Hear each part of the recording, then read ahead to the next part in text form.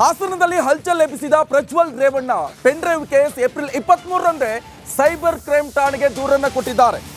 ವಕೀಲರ ಮೂಲಕ ದೂರನ್ನು ಕೊಡಿಸಿದ ಪ್ರಜ್ವಲ್ ರೇವಣ್ಣ ಏಪ್ರಿಲ್ 21ರ ಸಂಜೆ ಪೆನ್ಡ್ರೈವ್ ಹಾಗೆ ಸಿಡಿಗಳ ಮೂಲಕ ತೇಜವಧೆ ಮಾಡಲಾಗಿದೆ ಎನ್ನುವಂಥದ್ದು ಕೂಡ ಈ ದೂರಿನಲ್ಲಿ ಉಲ್ಲೇಖ ಆಗಿದೆ.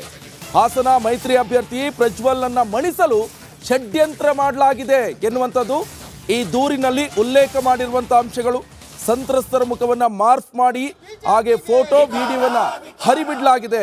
ಮಾರ್ಫಿಂಗ್ ಮಾಡಿ ಮತದಾರರಿಗೆ ಹಂಚಿ ಅಪಪ್ರಚಾರ ಮಾಡಲಾಗ್ತಾ ಇದೆ ಎನ್ನುವಂಥದ್ದು ವಕೀಲರೇನು ದೂರು ಕೊಟ್ಟಿದ್ರಲ್ಲ ಆ ದೂರಿನಲ್ಲಿ ಉಲ್ಲೇಖ ಆಗಿರುವಂಥ ಅಂಶಗಳು. ಪ್ರಜ್ವಲ್ ರೇವಣ್ಣ ಅವರನ್ನ ಸೋಲಿಸಲು ಪ್ರಯತ್ನ ಮಾಡಿದ್ದಾರೆ ಅಂತ ವಕೀಲರು ದೂರನ್ನು ಕೊಟ್ಟಿದ್ದಾರೆ. ಆ ದೂರಿನಲ್ಲಿ ಉಲ್ಲೇಖ ಆಗಿರುವ ಅಂಶಗಳಿವೆಲ್ಲವೂ ಕೂಡ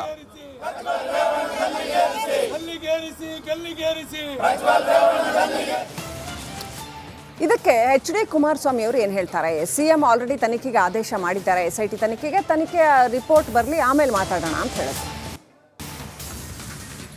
ಯಾರೇ ತಪ್ಪು ಮಾಡಿದ್ರು ಶಿಕ್ಷೆ ಅನುಭವಿಸಬೇಕು ಅಂತ HDK ಹೇಳಿದ್ದಾರೆ.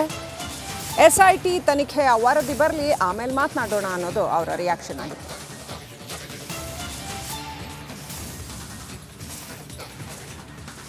ಮುಖ್ಯಮಂತ್ರಿಗಳು SITಗೆ ತನಿಖೆಗೆ ಆದೇಶ ಮಾಡಿದ್ದಾರೆ ಅಂತಕ್ಕಂಥ ಗಮನಿಸಿದ್ದೇನೆ. ನಾನಾಗಲಿ ದೇವೇಗೌಡರಾಗಲಿ ಎಂದೂ ಸಹ ಹೆಣ್ಣುಮಕ್ಕಳ ವಿಷಯದಲ್ಲಿ ಅತ್ಯಂತ ಗೌರವಯುತವಾಗಿ ಅವರ ಕಷ್ಟಗಳಿಗೆ ಯಾರಾದರೂ ಬಂದಾಗ ಅವರ ಕಷ್ಟಗಳನ್ನು ಪರಿಹರಿಸಿ ಕಳಿಸಿರ್ತಕ್ಕಂಥದ್ರಲ್ಲಿ ನಾವಂತೂ ಮಹಿಳೆಯರಿಗೆ ಅತ್ಯಂತ ಹೆಚ್ಚಿನ ಗೌರವ ಕೊಟ್ಟಿರ್ತಕ್ಕಂಥದ್ದು.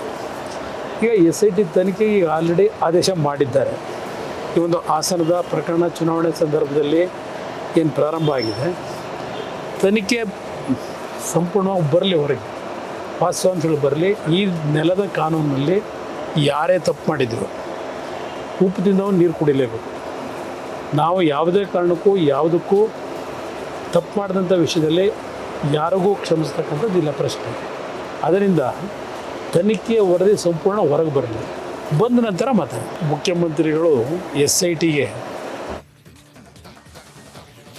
ಇನ್ನು ಇದೇ ವಿಚಾರಕ್ಕೆ ಸಂಬಂಧಪಟ್ಟಂತೆ ಲೋಕಸಭಾ ಎಲೆಕ್ಷನ್ ಅನ್ನ ಗೆಲ್ಲಲು ಕಾಂಗ್ರೆಸ್ ಎಲ್ಲ ರೀತಿಯಾದಂತಹ ಪ್ರಯತ್ನವನ್ನ ಮಾಡ್ತಾ ಇದೆ. ಜೊತೆಗೆ ಈ ಪೆನ್ಡ್ರೈವ್ ವಿಚಾರದ ಬಗ್ಗೆ ನನಗೇನು ಗೊತ್ತಿಲ್ಲ, SIT ರಚಿಸಿ ತನಿಖೆಯನ್ನ ಮಾಡ್ತಾ ಇದೆ, ನಾವು ಕೂಡ ಅದನ್ನ ಸ್ವಾಗತ ಮಾಡ್ತಾ ಇದ್ದೀವಿ ಅಂತ JDSನ ಕೋರ್ ಕಮಿಟಿ ಅಧ್ಯಕ್ಷ GT ದೇವೇಗೌಡ ಹೇಳಿಕೆಯನ್ನು ಕೊಟ್ಟಿದ್ದಾರೆ.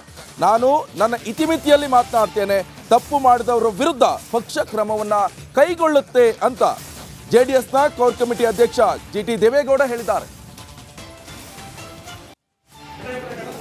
ಅಲ್ಲಪ್ಪ, ಯಾಕೆ ಮುಚ್ಚಾಕ್ತಾರೆ? ಚುನಾವಣಾ ಸಂದರ್ಭದಲ್ಲಿ ಏನೇನು ಮಾಡಬೇಕು, ಅವರು ಗೆಲ್ಲಲಿಕ್ಕೆ, ಎದುರುಗಾಳಿಗಳನ್ನ ಸೋಲಿಸಲಿಕ್ಕೆ ಅದೆಲ್ಲ ಪ್ರಯತ್ನಗಳು ಸಹಜವಾಗಿ ನಡೀತವೆ.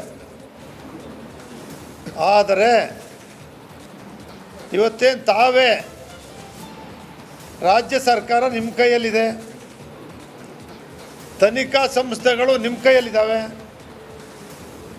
SIT ನಿಮ್ಮ ಕೈಯಲ್ಲಿದೆ, CID ನಿಮ್ಮ ಕೈಯಲ್ಲಿದೆ. ಈ ನೆಲದಲ್ಲಿ ಭಾಳಷ್ಟು ಕಾನೂನುಗಳಿದ್ದಾವೆ, ಅವೆಲ್ಲ ನಿಮ್ಮ ಕೈಯಲ್ಲಿದ್ದಾವೆ. ಯಾವ ಕಾನೂನು ಕ್ರಮ ಕೈಗೊಂಡ್ರೂ ಕೂಡ ನಾವು ಸ್ವಾಗತ ಮಾಡ್ತೇವೆ. ಅದ್ಯಾವುದು ಗೊತ್ತಾ?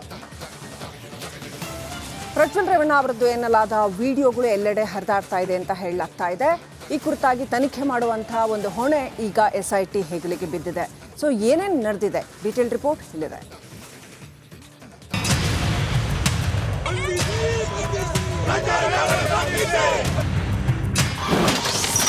ಪ್ರಜ್ವಲ್ ರೇವಣ್ಣರದ್ದು ಎನ್ನಲಾದ ವಿಡಿಯೋ ಕೇಸ್ ಪ್ರಕರಣ ತನಿಖೆಗೆ SIT ರಚಿಸಿದ ರಾಜ್ಯ ಸರ್ಕಾರ.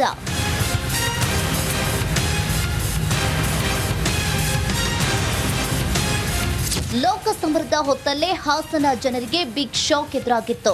ಪ್ರಜ್ವಲ್ ರೇವಣ್ಣರದ್ದು ಎನ್ನಲಾದ ವಿಡಿಯೋ ಎಲ್ಲೆಡೆ ಹರಿದಾಡಿತ್ತು. ಬಳಿಕ ಮಹಿಳಾ ಆಯೋಗ ಪ್ರಕರಣದ ತನಿಖೆಗೆ ಒತ್ತಾಯಿಸಿ ಸರ್ಕಾರಕ್ಕೆ ಪತ್ರವನ್ನ ಬರೆದಿತ್ತು. ಸಿಎಂ ಸಿದ್ದರಾಮಯ್ಯ ವಿಡಿಯೋ ತನಿಖೆಗೆ ವಿಶೇಷವಾಗಿ ತನಿಖಾ ತಂಡವನ್ನ ರಚಿಸುವ ಕುರಿತು ಟ್ವೀಟ್ ಸಹ ಮಾಡಿದ್ರು.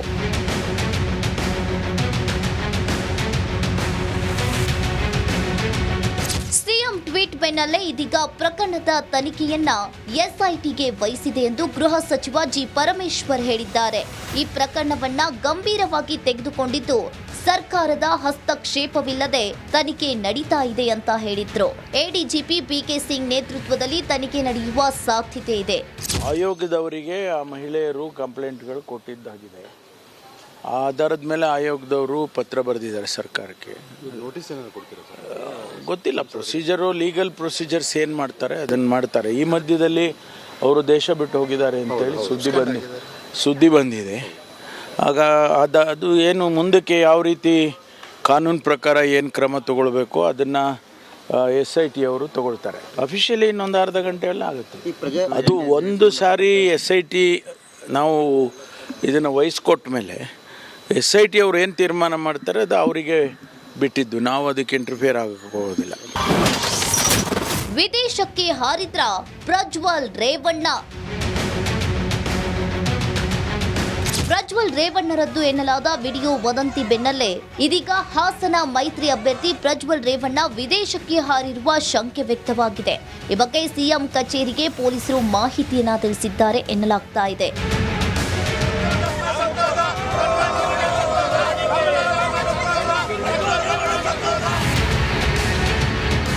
ಪ್ರಜ್ವಲ್ ರೇವಣ್ಣರದ್ದು ಎನ್ನಲಾದ ವಿವಾದಾತ್ಮಕ ವಿಡಿಯೋ ಕೇಸ್ ತನಿಖೆಯನ್ನ ಎಸ್ಐಟಿಗೆ ವಹಿಸಲಾಗಿದೆ.